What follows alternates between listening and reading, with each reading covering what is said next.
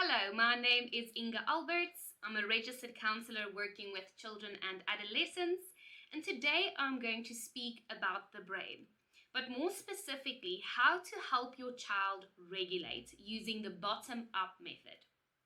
So, first of all, it's important to kind of paint this picture in your head that the brain is like a two-story house with a nice thatched roof. So when you start building a house, you're starting from the bottom and you're working your way up. And the same goes for regulation.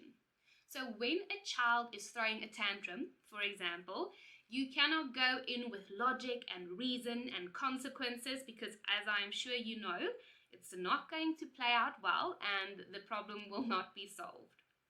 So I'm going to show you how to go about figuring out on which level your child is at when they are yelling or screaming or following you around like a puppy dog or looking like they're paying attention, so that you know what to do in response to their behavior.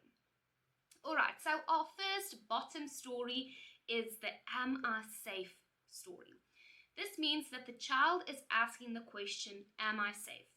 This is the very primal, animal, instinctual base of fight or flight, survival.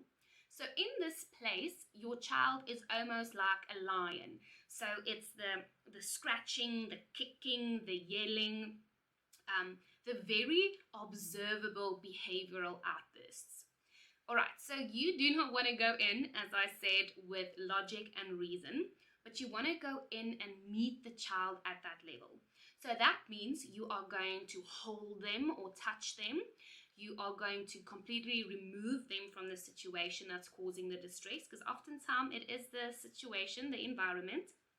Or you're going to do regulation. So you're going to take them by their hands and you're going to breathe in with them and breathe out. Or you're going to squeeze the body and release the body. So you want to make sure that you are there with the child and that you are not going over into reasoning. Right.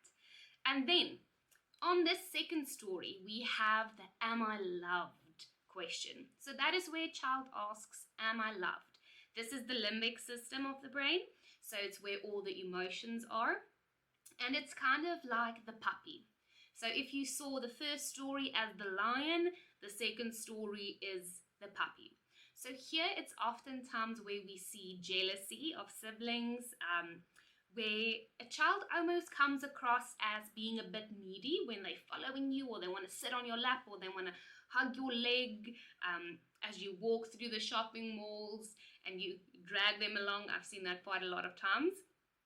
But that just means that your child is trying to affirm their relationship with you. So they are looking for a sense of connectedness. So what you do in this place is you relate. So in your first story, you regulate, and your second story, you relate. This means that there's hugs and kisses. It's affirming your child through verbal affirmation. So you are loved, mommy sees you. Oh, wow, that's amazing. Thank you for showing me that. So it's basically where you engage with them on the level that they are engaging with you. So oftentimes when we shrug off the need, for example, your child wants to sit on your lap and you keep on saying no, no, no, that the behavior is going to continue. So oftentimes when the need is filled, then the behavior dissipates. All right, then on your third story, so this is usually where we as adults start, and that's why it doesn't work with children and why the problem oftentimes escalates into more yelling and screaming.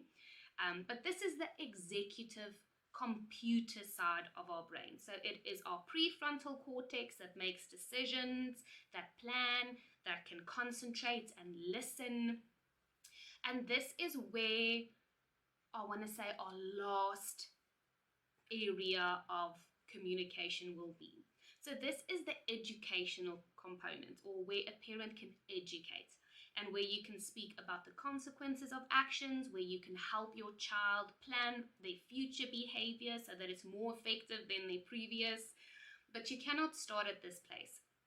So as I mentioned, when a child has a big temper tantrum, or they're shouting or yelling or hitting or kicking, you cannot educate them in that place that what they're doing is wrong and the consequences is this, that, and the other thing, because it's not going to help them regulate.